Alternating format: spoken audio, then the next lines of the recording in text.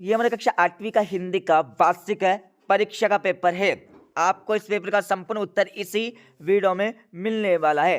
तो इस पेपर का हमारा पहला प्रश्न दिया है, अभिमान में उपसर्ग है, तो इसमें आपको यहाँ पर राइट आंसर बी वाला अभी आपको लगाना है। दूसरा प्रश्न आपका दिया है, वर्द्य कविता के रचनाकार है, इसमें आपको यहाँ पर राइट आंसर ए वाला सूर्यकांत त्रिपाठी निराला लगाना है। अब यहाँ पर तीसरा प्रश्न देख लीजिएगा, महात्मा गांधी के बचपन का नाम था, इसमें आपको यहाँ पर राइट आंसर ए वाला मोहन लिखना है।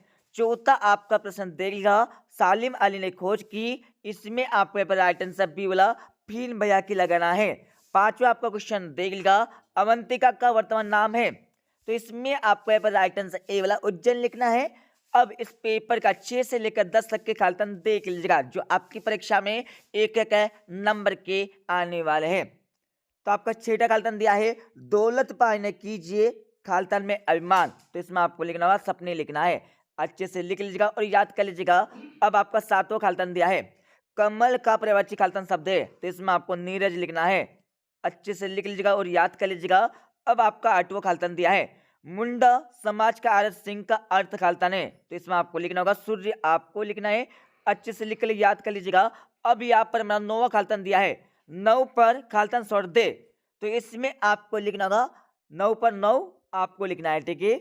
अब आपके पास 10वां खालतन देख लीजिएगा, जहाँ उपमेय में उपमान की संभावना की जाती है वह खालतन अलंकार होता है, तो इसमें आपको उत्प्रेक्षा लिखना है। क्या उत्प्रेक्षा, आपको 10वें खालतन का आंसर लगाना है। अब इस पेपर का 11 से लेकर 16 तक के अति लघुत्तरी प्रश्न देख लीजिएगा, जो आपकी परीक्षा में 2-2 नंबर के आने वाले हैं। तो 11वां प्रश्न आपको दिया है, अपराजिता संस्मरण की लेखिका कौन है, तो इसमें आपको लिखना होगा गोरापंत शिवानी, गोरापंत शिवानी आपको 11वें प्रश्न का उत्तर लिखना है। अब 12वां प्रश्न आपको दिया है, धर्मस्थ के 2 पहिए कौन कौन से, तो इसमें आपको लिखना होगा शौर्य और धैर्य, शौर्य और आपको यहाँ पर धैर्य लिखना है। अब यहाँ पर हमारा 13वां प्रश्न देख लिखा है, डॉक्टर चंद्रा की माता जी का नाम क्या है, तो इसमें आपको लिखना होगा श्रीमती टी सुब्रमण्यम लिखना है, सुब्रमण्यम आपको लिखना है। अच्छे से लिख लीजिएगा और याद कर लीजिएगा।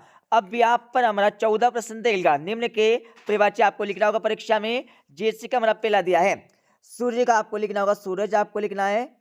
अच्छे से लिख लीजिएगा और याद कर लीजिएगा।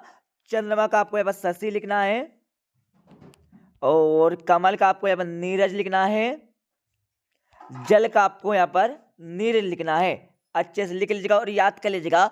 अब यहाँ पर हमारा 15वां प्रश्न देख लीजिएगा, आंख में धूल झोंकना मुहावरे का वाक्य में प्रयोग कीजिए, तो किस प्रकार से आपको यहाँ पर परीक्षा में लिखना होगा, आंख में धूल झोंकना, इसका अर्थ होता है यहाँ पर धोखा देना। क्या धोखा देना, धोखा देना इसका अर्थ हो जाएगा। और प्रयोग आपको किस प्रकार से करके लिखना है परीक्षा में, रमेश ने गणेश की आंखों में धूल झोंक दिया, इस प्रकार से आपको परीक्षा में करके लिखना है।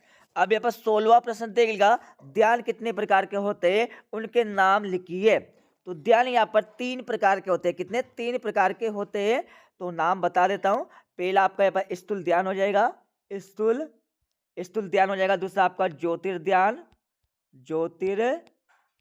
हो जाएगा, और तीसरा आपको हो जाएगा पर सूक्ष्म ध्यान हो जाएगा। अच्छे से लिख लीजिएगा और याद कर लीजिएगा। अब इस पेपर का 17 से लेकर 22 तक के लघु उत्तरी प्रश्न देख लीजिएगा, जो आपकी परीक्षा में 3-3 नंबर के आने वाले हैं। तो आपका 17 प्रश्न दिया है, सालिम अली ने जिस घायल पक्षी को उठाया था उसकी पहचान मुश्किल क्यों थी, इसके बारे में आपको परीक्षा में लिखना है। इसका उत्तर आपको मिल जाएगा इस वीडियो के लास्ट में। 18वां प्रश्न आपका दिया है, अनुप्रास अलंकार की परिभाषा आपको उदाहरण से लिखना है। और 19वां प्रश्न आपको दिया है, कोय और कोयल की वाणी में क्या अंतर है, इसके बारे में आपको परीक्षा में लिखना होगा। 20वां प्रश्न आपका दिया है, बहादुर बेटा किससे कहा गया और क्यों, इसका उत्तर भी आपको मिल जाएगा इस वीडियो के लास्ट में। 21वां प्रश्न आपका दिया है, प्राणायाम के लाभ आपको लिखना होगा। 22वां प्रश्न देख लीजिएगा, धन पाकर हमें अभिमान क्यों नहीं करना चाहिए, इसके बारे में आपको परीक्षा में लिखना है। अब यहाँ पर दीर्घ उत्तरी प्रश्न देख लीजिएगा, प्रश्न संख्या 23 से लेकर 26 तक के आपके 5-5 नंबर के क्वेश्चन पूछे जाने वाले हैं। तो आपका 23वां प्रश्न दिया है, श्री राम ने धर्मरथ में जो थे 4 घोड़े किने कहा है, इसके बारे में आपको लिखना है परीक्षा में। 24वां प्रश्न आपको दिया है, गांधी जी के आदर्श गांव कल्पना क्या थी, इसके बारे में आपको लिखना है परीक्षा में।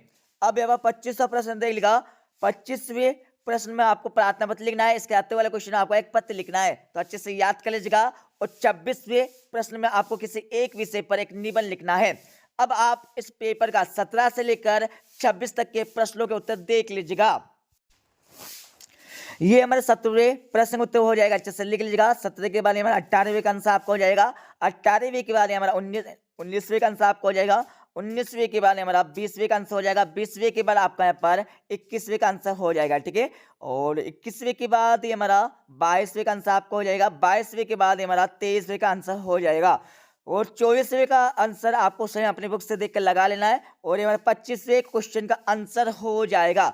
इस प्रकार से आपको परीक्षा में प्रार्थना पत्र लिखना है। और 26वें प्रश्न में आपको यहाँ पर एक निबंध लिखना है, तो निबंध आप अपनी बुक से देखकर याद कर लीजिएगा। तो ठीक है दोस्तों, मिलते हैं अगले वीडियो में। जब तक ले जय हिंद, वंदे मातरम।